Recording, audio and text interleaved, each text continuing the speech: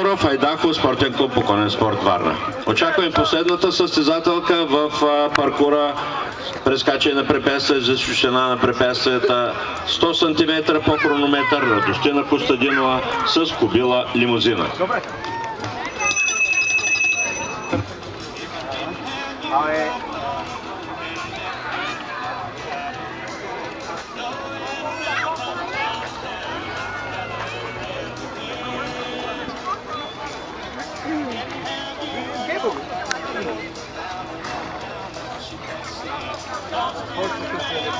Първо 0, второ 0, трето 0,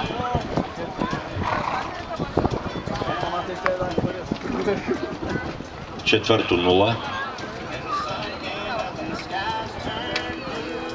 пето 0, насочва се към двойната комбинация. Преодоляно 6-то А без грешка, 6-то Б 4 грешки, 7-то 0, 8-то 0,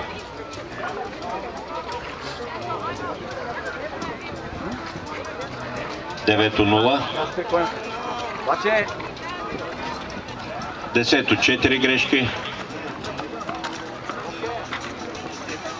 11-то последно двойната комбинация без грешка. 61,2 секунди и 8 грешки за състезателката и нейната кобила лимузина.